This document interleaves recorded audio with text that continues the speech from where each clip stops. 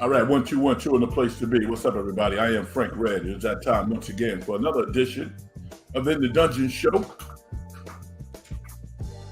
It's a really busy sports day and weekend, and I'm excited to talk to you about it. Some good, some bad, depending upon the teams that you root for.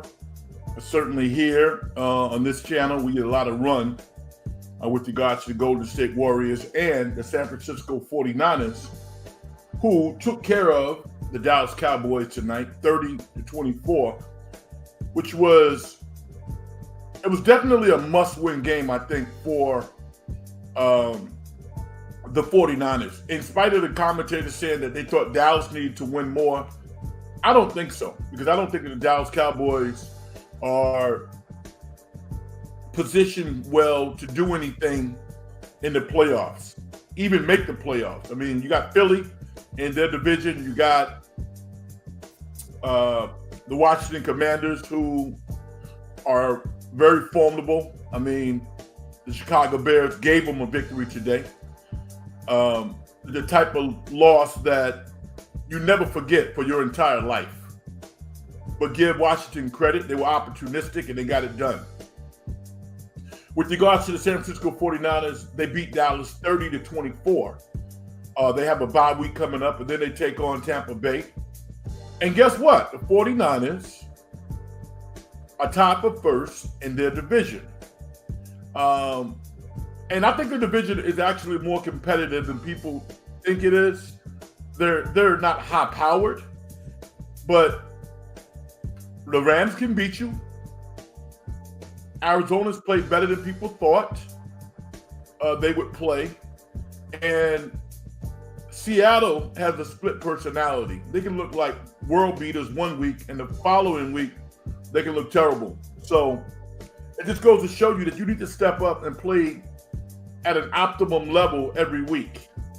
And the 49ers were closer to that tonight. They certainly didn't play their best football, but I thought they were good. And a lot of the rumors with regards to, did the league have Brock Purdy figure it out? I mean, come on. He had a horrible game last week, and he was very Brock Purdy-ish tonight. And the one dynamic that's changing is his ability to make plays with his feet and the inclination to do so. Not just when everything breaks down, I'm going to run. Watching him play and watching the 49ers play, I got the sense that Shanahan was willing to put him more at risk than he normally would. And I don't know how I feel about that, to be quite honest, because Brock Purdy has never taken a bolo hit. And the more he gets exposed, the more vulnerable he becomes. With that said, I think that he recognized the brevity of this particular game. And he knew that he needed to be the guy. Ayuk's gone for the season. Debo's been in and out of the lineup.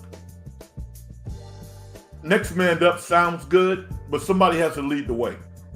Isaac Guerrero was awesome tonight. And I don't know if Mason was really hurt. I think maybe they just wanted to go with Guerrero and give him some time.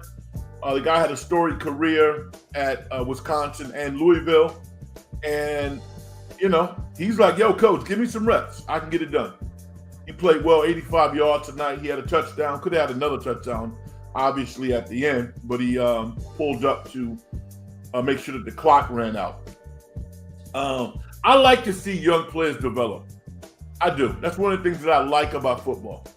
And, the 49ers, a lot of conversations are spent talking about what a player deserves, high-priced free agents.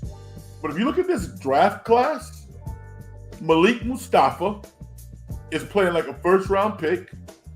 Ricky Pearsall looks like he was not a miss, and he was somebody who 49er fans need to be excited about. Guerrero has been awesome. The offensive tackle they got from Kansas, the third rounder, has been incredible. So give the 49ers some credit. And I think what we experienced thus far are simply growing pains. That's what they are. They're growing pains. Just like every team goes through growing pains. Now, I'm a big Dak Prescott guy. And you look at his pick numbers, crazy. But I don't, even with the gaudy numbers that CD Lamb had, I think he should have had 200 yards. That incredible interception by Lenore, CD didn't even make a play for the ball. Once the ball was up for grabs, he didn't try to knock the ball out of his hand. It was a great play, and it wasn't the best pass by Dak. But I'm not used to superstar wide receivers not being all world. CeeDee Lamb, as talented as he is, sometimes you just go, what's going on? And for a large part of the game, Dak just stopped going to him. As strange as that might seem. So I don't think the Cowboys really had a chance. The 49ers fell asleep and gave them a couple of opportunities, so they kept the game close. But the 49ers outplayed Dallas so much tonight. It would have been a literal earthquake in the Bay Area if the 49ers had lost that game.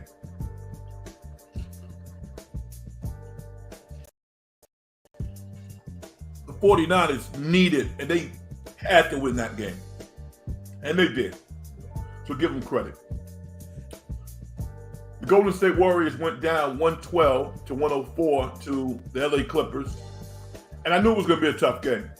I did. I'm not surprised that the Warriors lost. The Clippers are a horrible matchup for them because they're just as smart. Their coach is just as good as Steve Kerr. They have tough, mentally intense players, and they don't turn it over. So the Warriors have to play defense for long periods of time, and they really don't want to do that. They don't. And the Clippers guard you. So we'll get into that as well. Stephen Curry got hurt. I'm not overly concerned about that. I'm actually happy that there are players who are waiting for opportunities to show what they can do. Am I happy that Steph got hurt? Absolutely not. But I wouldn't be surprised if he's out for a week, maybe longer, maybe a couple of weeks. There's really no need to rush him back. You know, now it was a little tweak. It wasn't a complete, bona fide ankle sprain. Didn't look like it. But, with this ankle problem, we don't know what the prognosis will be. I just know that they have a lot of depth in the backcourt. I'm interested in seeing a guy like Moody get an opportunity to start. They'll probably go with Buddy Hield. But the Warriors should be fine over the next couple of games. So, if I bought tickets to a home game expecting to see Stephen Curry over the next couple of weeks, I would be concerned. But that's how life is, though. Injuries are part of the game. We'll say what's up to some folks out here who jumped in the program. I really appreciate it. My name is Frank Red. If you don't know, you're listening for the first time. Subscribe to the show, In the Dungeon show. It's right there. And hit the like button. I really need the likes. I need to run the numbers up. Follow me at Big Frank Red. Put my glass on so I can see. All right. My man Andrew the GOAT says, terrible loss by the Warriors. They can't be losing to the Clippers like that at home. No? The Warriors really should be better than the Clippers. I mean, they are better. And over the course of the season, they're going to win more games. But give the Clippers some credit. I mean, respect Ty Lue. They don't mess around on the court. The Clippers have played every team that they played this year tough. They're 2-1 just like the Warriors are. And they were in every game. They play defense. They're not intimidated by the Warriors. And they guard you.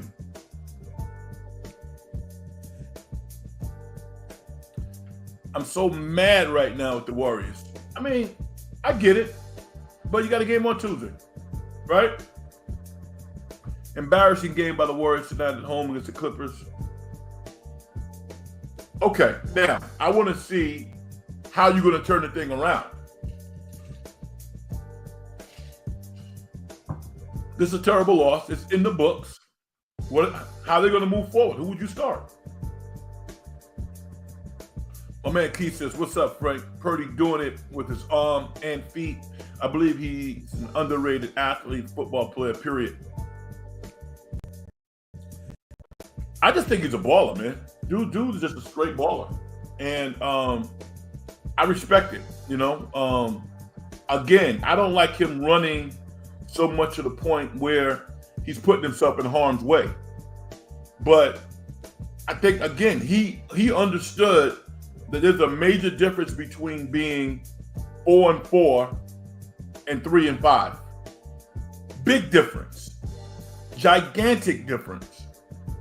And when you look at this division, they're the best team in this division.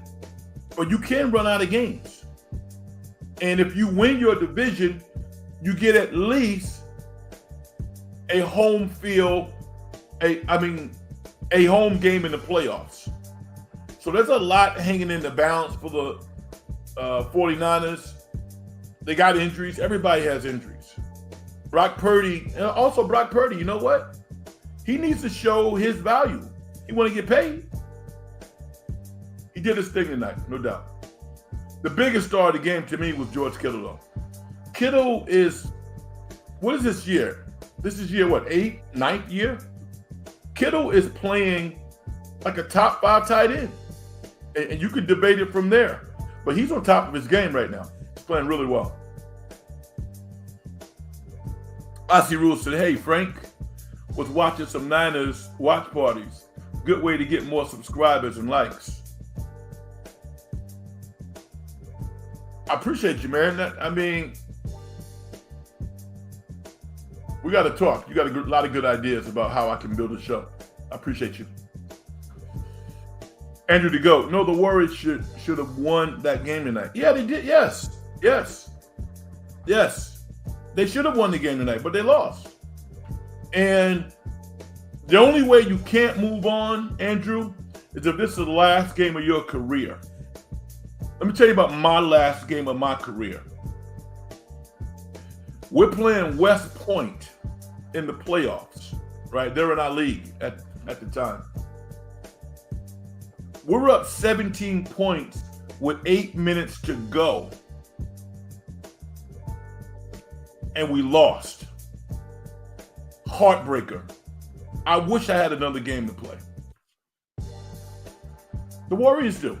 So, as a fan, I get it. But give the Clippers credit. The Clippers came in here with the right mindset.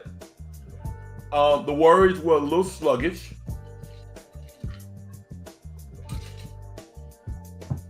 Buddy Hield shot 3 for 10. And he was hunting shots a little bit. That bothered me a lot. To watch him hunt shots after 3 games, that bothered me. But watching Andrew Wiggins play like he's playing, I mean, I don't like losing, but I'm okay. Andrew Wiggins had 29 points. Can you remember the last time Andrew Wiggins had 29 points? Playing good defense, rebounding, looking for a shot. He looked like a top 10 wing tonight. If you're a Warrior fan, get excited about that. You know, because the next 2 games, the Warriors got a chance to win both of the games against the Pelicans. I don't care if Stephen plays or not. You know, they don't have DeJounte Murray. He's out. The Pels got blown out by Portland. If you tell me that best case scenario after 5 games, the Warriors would be 4-1, I would be like, I'll take that. I don't care who the loss comes from. If they're 4-1 after 5 games, I'm feeling good about my team. Kuminga was off. Wiggs, good game. Yeah. That's going to happen to Kuminga. You know, he loses focus, and he has what I call kind of like false confidence, false bravado. I mean, when you see a player, you know, making 3, 4, 5 shots in a row that are contested, that's somebody who's a real player. And I'm going to give you a name because he doesn't get a lot of credit. But if you talk to everybody, to a man, they'll tell you how good he is. That's Norman Powell. Norman Powell is a straight baller. Wherever he's played well. He has has won a title. He's lit everybody up so far this year. Lit the Warriors up tonight, making clutch shots. A really, really good player. And the thing about Norman Powell, he's a two-way player. Wiggins' jump shot tonight looked broke. And he didn't shoot the ball with any confidence at all. Because they were still in the game. Give the Warriors some credit. They could have fell totally apart, but they didn't. They kept working. I'm going to give the Clippers more credit than, well, no, I'm not going to say that. The Warriors had 21 turnovers and 19 assists. You can't win that way. You can't. You cannot win that way. My man Mark Gray says, didn't you see a lot of ball movement tonight compared to the first? Oh, didn't see a lot of ball movement tonight compared to the first two games. Yeah. Know why, Mark? Because the Clippers had a great scout. They were in the right spot. Ball movement is a reactionary component of basketball when the opposition is out of position and instinctively the ball doesn't stick, you pass the ball. But the Clippers, for the most part, were in the right position because they're well coached, which means that you got to make contested shots. Or, as opposed to passing the ball around the perimeter, you need to have some type of little post game. You know? The Warriors are not a perfect team, and we all talked about it. When they shoot lights out, you know, they're going to be competitive against anybody. This is one of those nights when they didn't shoot well, they were disjointed, and they had a lot of turnovers. You can't be good teams making turnovers like that. You can't. So, you know, the Warriors will beat the Clippers 2 times, I'm sure, this year. And the Clippers will beat them a couple of times. But the Clippers are not as bad as maybe people or I or you thought they were. They're going to win probably around 36, 37 games. They won't make the play-in, and they won't make the playoffs. But if you fall asleep against the Clippers, you might lose. They're professionals up and down the roster. They got a great coaching staff. They got Brian Shaw, Jeff Van Gundy, and Ty Lue. Come on. They're going to win the scout most nights. The Warriors are a better team than the Clippers. Yes, they are. Yeah, they are better. I'm not doubting that. The Warriors had 19 turnovers tonight. You're not winning the game like that. I just said that. You're not on the same page. I totally agree with you. The Warriors didn't deserve to win this game with 19. Yeah. But they would have taken it, right? You know, they were down 3 points with a couple of minutes to go. The game was still in the balance. But, you know, they lost the game. I mean, I don't get too high and I don't get too low. There's too many games. What you stated, though, I totally agree with. You can't have 19 turnovers and beat anybody good, especially when they make their free throws. Clippers are an excellent free throw shooting team.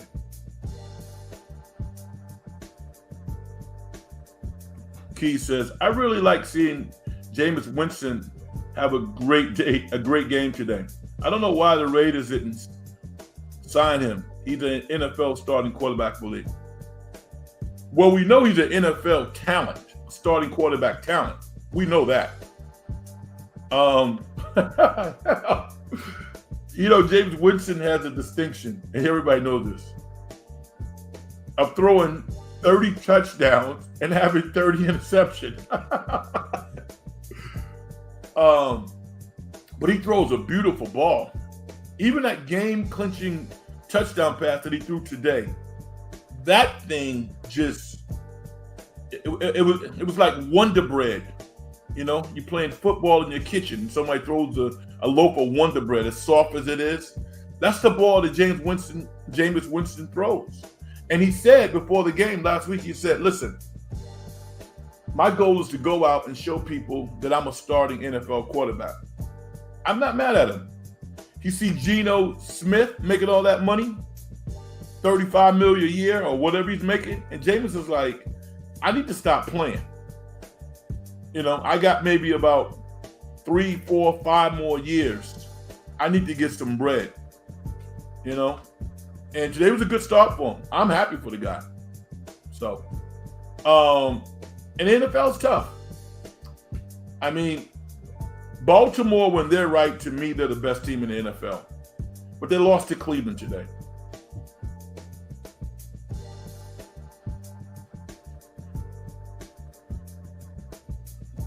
The Clippers got a lucky win tonight. So be it. I don't know about luck, Andrew. They kicked the Warriors' ass tonight, man. The Warriors' defense was just bad tonight, and the Warriors beat themselves tonight. Yeah. They did. But what about the comeback? You know, let's see what they do on Tuesday. Because now the Pelicans are going to get some confidence looking at what the Clippers were able to do to the Warriors. So they're going to have a lot of confidence coming in on Tuesday night. Though, you know, they'll get an opportunity to see the Warriors, to prepare for them in a quick turnaround on Wednesday. The Warriors got to bring it, man. As simple as that. Now, from the 49ers perspective, because the 49ers get more run on the websites and talk radio more than any team in Northern Cal. What do you think? Are you still at the point where you think the 49ers need to gut the franchise, go out and sign a running back or sign a wide receiver? Or do you say to yourself, you know what? I like what we have. We just need to play better. You know? That's kind of where I am. Last week when I was talking to some folks, I was on different shows and even talking on this show. I said to myself, I like what I see from Isaac Gorindo. Give him a chance. They gave him a chance. They gave him reps, and he performed tonight. Ricky Pearsall. The one thing that Ricky has that's evident, by the way, the guy has pretty good hands. I don't think he's dropped the pass since he's been activated over the past week or so. Not the fastest, but he runs hard, plays hard. And this is exactly what the 49ers needed to see. Because we don't know when Ayuk is coming back. You know, to pencil Ayuk in at the start of the year would be a major leap. So you're looking at a player now in Ricky Pearsall, and you got Calvin. He wasn't a major factor tonight, but the 49ers are trying to develop a starting wide receiver. That's what they're trying to do. And I like to see young players flourish. I do. Pearsall was solid tonight. Kittle was outstanding. Debo was just kind of getting his stuff back. Didn't like the fact that Mason appears to be becoming less and less productive over the past couple of weeks. Maybe that's just a function of him not getting the reps. And I don't know why. You know, they talk about their running back coach being an old school guy. I don't know.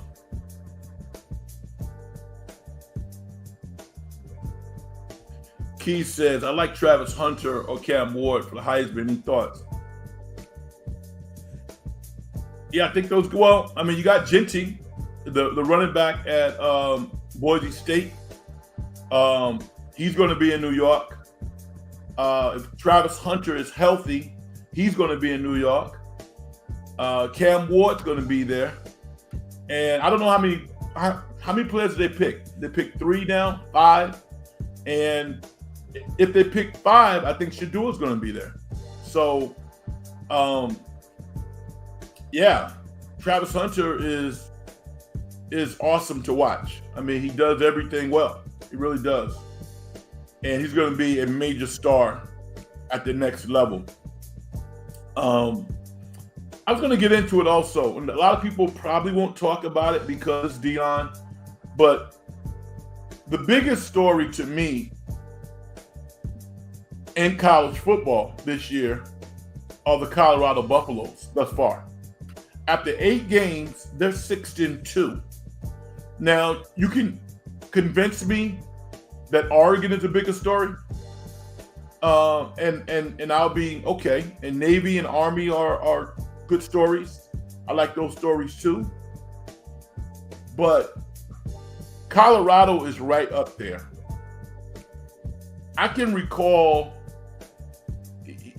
like several college football analysts putting Colorado's schedule up on the TV screen saying, yeah, they're probably going to win about 2, 3, or 4 games this year. Look at the schedule. Where are the wins going to come from? That's what these guys were saying. And I was like, that's not what I see. If you watch Colorado, they're really good. And one of their losses is to Kansas State, who's the top 15 team now, by 3. And they actually could have won that game. So what I don't want to see, because the hype machine is about to start, I don't want to see Deion Sanders, Coach Prime, leave and go to Florida State. Because Norvell, he ain't coming back there. You know that. No way in hell. Even after going to a bowl game last year and winning, there's no way they're bringing Mike Norvell back as a head coach of Florida State. I can't see it. Even if the buyout is tremendous, I just cannot see him coming back next year. And it sucks because he's a good football coach. Will he get another job? Yes. But Florida State, now you got to win. From a recruiting perspective, there's no match between him and Deion Sanders. No match at all. Everybody knows that. So I like what Deion has done in Colorado. The stands are packed. The memorabilia, the enrollment, the wins are there, which are the most important thing. Got to be impressed with what Deion has done. And his team is playing smart football. They're executing on offense and on defense. And I have to give Warren Sapp some credit.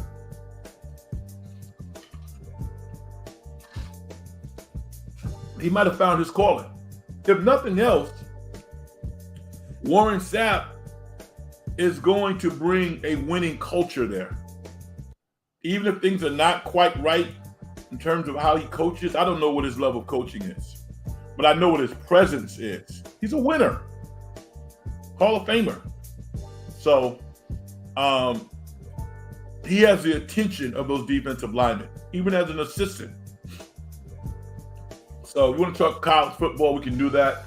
It was good to see Jalen Milroe get back, looking like the player that I'm used to watching. I didn't notice that player last week. And it's all just a function of how many times he throws the football. He's not a guy who's going to throw the ball 40 times a game. He's not. But when he has a running game, to lean on, he's a dynamic player. All right. San Francisco 49ers beat the Dallas Cowboys tonight, 30-24. And It got kind of crazy at the end. Give Dallas a little credit in that they didn't, they didn't give up. But if Dallas can't lead with their defense and give Dak Prescott short fields, which they rarely do anymore with their defensive players out, with Mika being out, with Lawrence being out, their defense is just okay. It's not great. And they can't win leaning on their offense. They're not balanced enough. They're not. And the 49ers took advantage of that. And what's crazy, listening to shows during the week, is how people come at Kyle Shanahan. You got people say, yo, Kyle Shanahan should be fired. I'm like, wait a minute. Really? Really? All is not horrible in 49er land. It's not. They're 4-4. And comparatively speaking, they play in a soft division. It is what it is. They have the ability to capitalize off of that. Now they got a bye next week, and then they go to Tampa Bay, which is not going to be an easy game. Are they better than Tampa Bay? Yes, they are. Could they lose Tampa Bay? Yes. I don't think they will, but they can. They got to go out. They have to go down to Florida and crush those guys.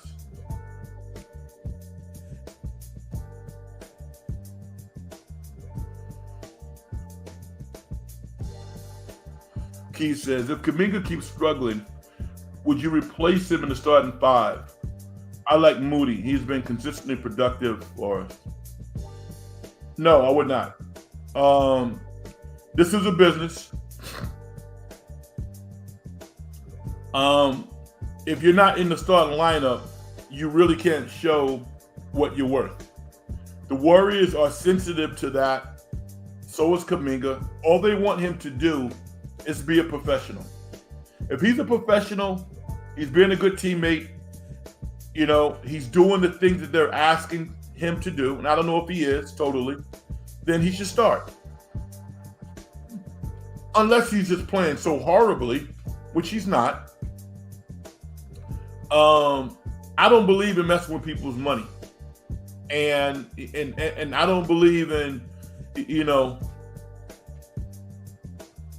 like covert actions to hurt players because they didn't sign. It's a business. The Warriors offered Kuminga, a contract that they could live with. And the contract that they offered him, he wasn't comfortable with. I'm okay with that. I'm all right with that.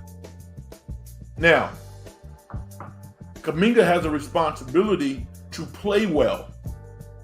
If you get the minutes and you don't play well, then the coach is going to look at other guys to win the games. That's his job. But I like Kuminga starting.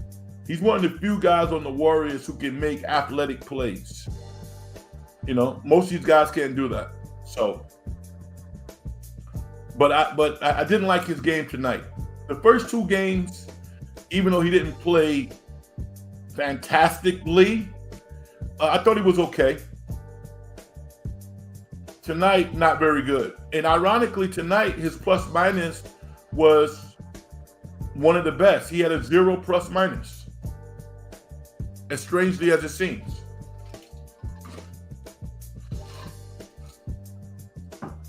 I think he's ultimately going to be traded. And me and a couple of my guys tonight, well, not tonight, but throughout the day, we were trying to figure out who could you trade Kuminga for? Because if he's not playing, his value is going down. And the idea that the Warriors could get a really good player in return becomes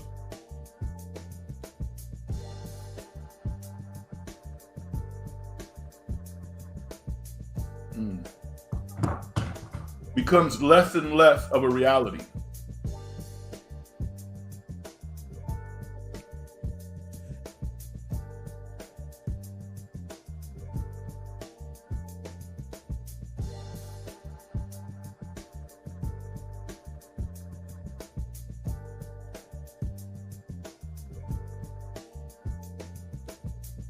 My bad, y'all.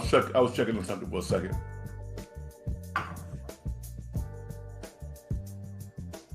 What about the Lakers? A lot of times on this show, people look at the Lakers and they think that the Lakers are not going to be very good. And I'm like, yo, the Lakers are going to be damn good. I don't know what you guys are looking at. The Lakers are going to be good this year. So that performance that LeBron put on last night was crazy. You know, I mean, that was vintage LeBron. Can you imagine being that old and being that good at anything? That was crazy. That fourth quarter, give that man credit. He was balling out of control. So yeah, I mean, I think most of us thought, and we think this is going to be a really, really competitive year. OKC might be a little better than I thought they was going to be. They looked really good, even with their guys being out. I definitely see them winning over 50 games. But I don't know if anybody else within the Western Conference is going to win 50. It's going to be hard to win 50 games. Look at Denver. Does Denver look like a team that won a championship a couple of years ago? No, they don't. They're looking real suspect. And I guess a lot of it was just, you know, Denver following the same playbook as the Warriors. They wanted to get under the luxury tax, trim the payroll, and, you know, kind of get their business in order. And yeah, they want to win championships, but at the same time, they want to make sure they can make a profit. And paying hundreds of millions of dollars in luxury tax, I think is not a good formula for that. So they're going to take a major step back, it appears. They'll be good. Maybe around 45, 46 games. Every team is going to win 45 or 46 games. The Sacramento Kings losing their first two games was kind of a shocker to me. But it just kind of, again, speaks to how good the Western Conference of the NBA is. You know? For those of you out there who follow the WNBA, I don't know how many of you do, but on the surface, the Indiana Fever firing their coach, Christy Sides, doesn't seem right. She was 13-27 last year. This year, they were 20-20, and they made the playoffs. They lost two straight, but they did make the playoffs. And just kind of to show you that the WNBA used to be this nice little league. Not anymore. Not anymore. This is straight business. How they're being run is very similar to the big boys. And, you know, similar to the New York Jets, when Aaron Rodgers says, well, you all think I have more power than I have.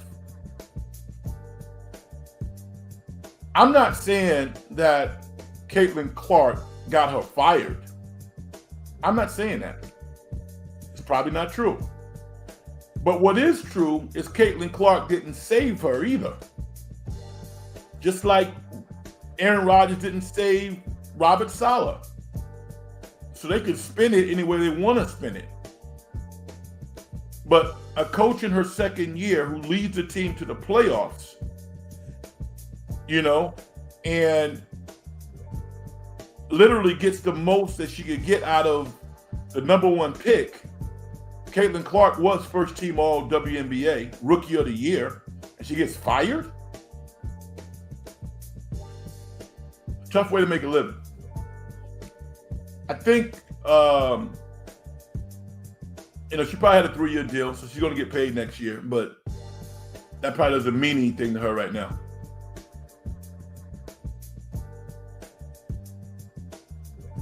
Oh, I like that name. Is that Slytown Trev, Slytown Trev. What's up? How you doing, brother? He says, how about them Lions? You know what? I thought Baltimore looked like the best team in the league, but the Lions are just thrashing people. Dan Campbell has that Mike Ditka in him. His players are locked in. And he's the type of coach I would like to play for, because I don't think there's ever a time when any of his players don't have a sense of where they are with the coach. You know, he is what he is. He hasn't changed one day since becoming the coach of the Lions. I respect it. Jared Goff was literally on the brink of, I don't know, running a nice little business in Los Angeles or up in Marin County, you know, based off his first contract. And he got traded to Detroit. And I think most people thought that they would be in the, you know, in the business of acquiring a new quarterback. And all he has done is turn Jared Goff into one of the biggest and best reclamation projects that we've seen in the NFL in a long time. Jared Goff is a freaking stud back there. You know, he plays a lot like Rich Gannon, but much better. And no disrespect to Rich Gannon. Rich Gannon was the MVP of the NFL. But Jared Goff kind of has that methodical approach, play action, very accurate, hell of a player. I love their team. In the NFC, Detroit has a chance. They really do. I like Philly because I like Jalen Hurts, and I think that in spite of Nick Sirianni, I think Philly is going to win that division. I think they are.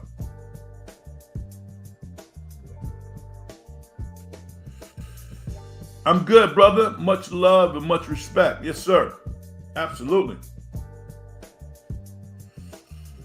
True, even though they kind of clown Dan Campbell. Well, he clowns himself. You know, I like that. What's up, Joe? Joe Small, I dig it. Goff got thrown in as an extra. Always, yeah, you know, he did. He did.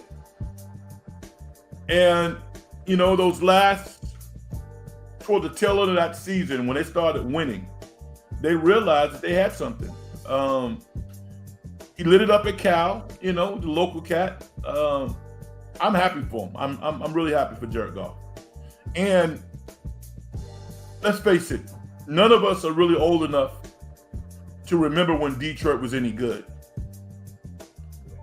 Beyond this last, you know, iteration of the Dan Campbell-led, not Bulls, Lions, excuse me. Most of us have not seen them be good for a sustained period of time because they haven't been good. I like this team. And I think I do because I like their city.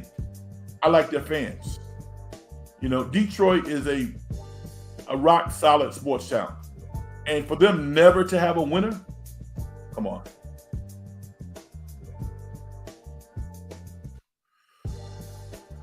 Trev says the Eagles a good team. I think they are. I heard an analyst this morning on ESPN killing the Eagles and talking about how horrible their offense is. I'm like, you know, I like the Eagles.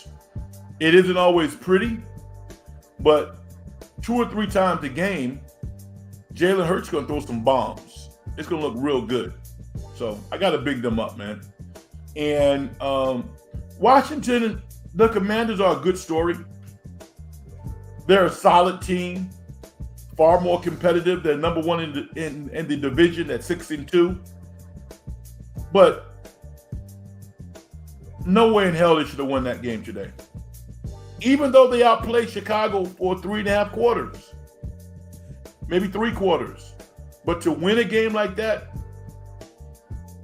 Don't pat yourself on the back. Look to the heavens and say, thank you. Thank you, God, or whatever your higher being is.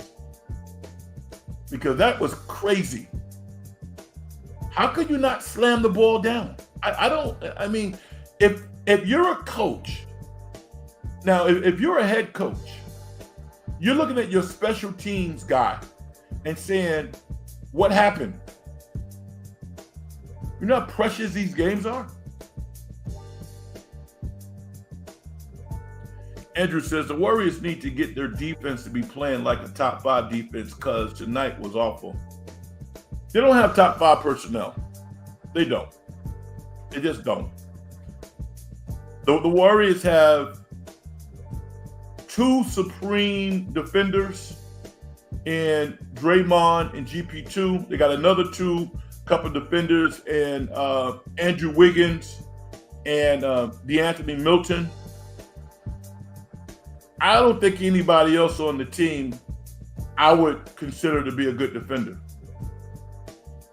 Looney's okay, but if Looney played 35 minutes a game, he fouled out most games because he fouls a lot.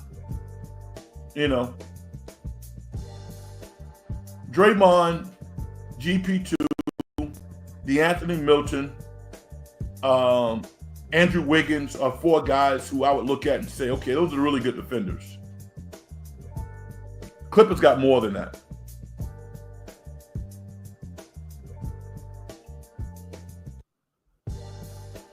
The Warriors got to cut down on turnovers. Yeah, absolutely they do. They do. The Warriors have a lot of assets. They can trade team. Yeah, they can. Kuminga's the biggest asset. And it's going to be interesting to see if he stays or if he goes. I'm going to say he's going to go. Because like it or not, when a team doesn't give you what you want, they're basically communicating to you that they don't think you're good enough for that price. Doesn't mean they don't like you.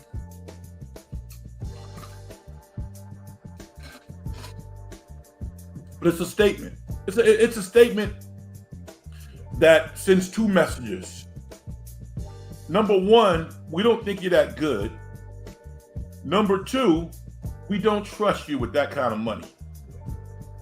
Because if we give you what you want, then you probably can't be traded for the next 2 or 3 years.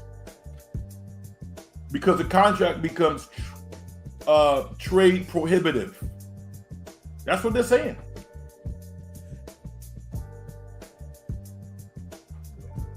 Slowtown Trev, I got to go, brother, but I subscribe and hit the like button. Have a blessed night. Enough respect. Thank you. I appreciate you. Step in the dungeon anytime you have an opportunity. Thanks for subscribing, hitting the like button, and have a great week. All right? Peace. My man Key says, karma is a B. Did you see the Chicago CB taunting fans? And he was the one who tipped the Hail Mary pass for the Big L. Yeah, I heard Mike Tirico. Well, it wasn't Mike Tirico. It was somebody else talking about that. It's just like, these are the best of the best in terms of talent. But sometimes they act like 8-year-olds. You're so locked in that you're concerned with what a fan is saying to you? Come on, man. And karma is a B. Yes, it is. There's so many examples to point to that. I don't know how good a player he is, but if you are a coach and your livelihood is on the line and you got somebody out there screwing around, not doing their job, good luck being on the team on Monday if Belichick is coaching. Or Bill Parcells. Bill Parcells would fire people.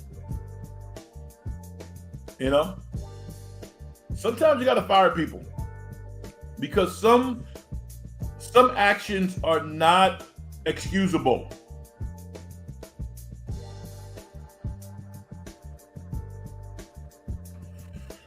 If the Warriors could get Giannis in the trade, that would put them over the top in the Western Conference. Yeah. Now let me ask you a follow-up question. Are there other teams? Is there any other team in the Western Conference that if they sign Giannis, that would put them over the top as well? So what are you going to give Milwaukee for Giannis? A $2 bill and a box of donuts? I mean, come on. I don't know what he would have to do to get the hell out of there. No one wants to give up their franchise player. Glendosha says, what's up, Frank? It's just as I predicted. Kings will have a top offense, but can't play a lick of defense. Yep. And guess what? That's why I said if Mike Brown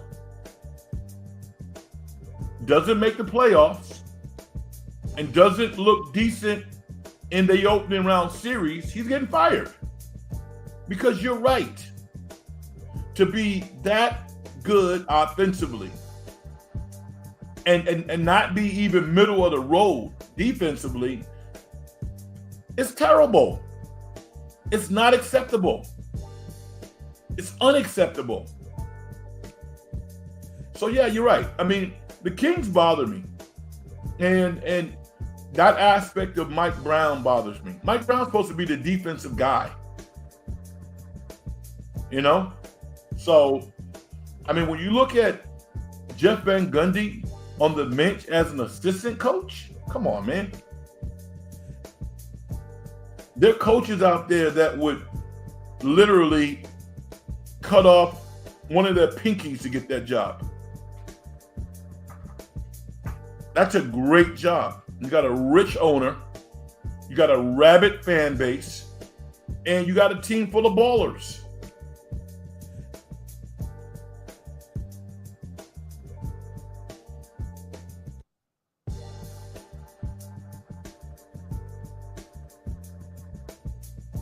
JK and maybe GP2. Oh, yeah, for Giannis? Good luck with that. The Warriors just need Jimmy Butler. You know, Jimmy Butler's a good player. Doesn't really fit the Warriors. You know, he plays a lot slower than the Warriors want to play. He doesn't shoot the three-pointer. There's a lot of reasons why you could draw the conclusion that he wouldn't work as a Warrior. But effort and determination is not one of them. That guy plays hard. And he's had a fabulous career. And I think I saw online recently that he has a house like in California. This big, it's Southern California, but he has like this big mausoleum of a house. You know, kind of like in the Inland Empire, it looks like. It's not near water. Beautiful.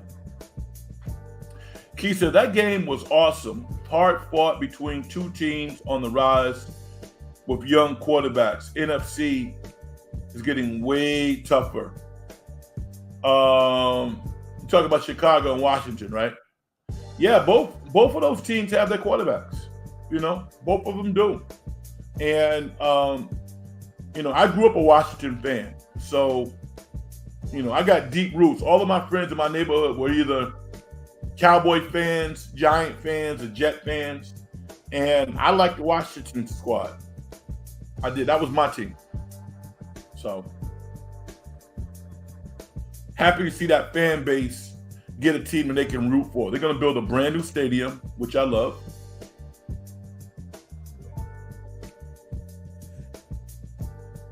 Andrew says, I think the Warriors should try to get Jimmy Butler in the trade. Okay, in a trade before the deadline. Yeah, you know, I mean, he's a good player. He's a good player. And he would help good teams. There's absolutely no doubt about that. I think Jimmy Butler is, how old is Jimmy Butler?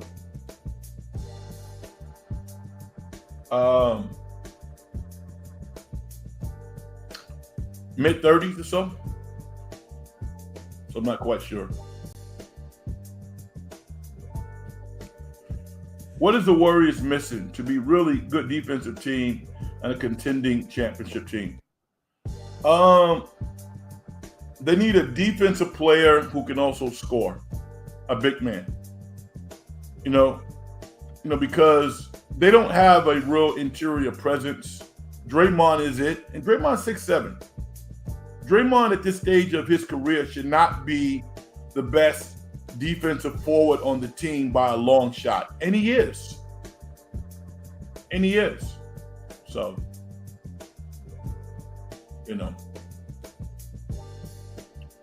Anyway, y'all, I am going to end tonight's show a little earlier. I'm going to tell you why. Get this in there. It says the Warriors' issue is size. Yeah, that's why they're struggling against the Clippers and all the big teams. Yeah, I'm going to attempt to jump on the Krug show and, join their post-game show and talk about the Niners and promote my show as well. So that should help us and help me as we move forward. But I think as a result, I might jump on after the Warriors game on Tuesday night, okay, to make up for a shorter show tonight. So check me out Tuesday. I'm actually going to do it. I'm going to do a show on Tuesday night after the Warrior game. So be on the lookout for that, all right? Success in getting paid is a manifestation of the whole process. If you as an individual don't do things to help other people make their lives better, as far as I'm concerned, you haven't done nothing. Hit the like buttons. Subscribe to the show. I appreciate y'all. I'll check y'all out on Tuesday night. All right. Peace.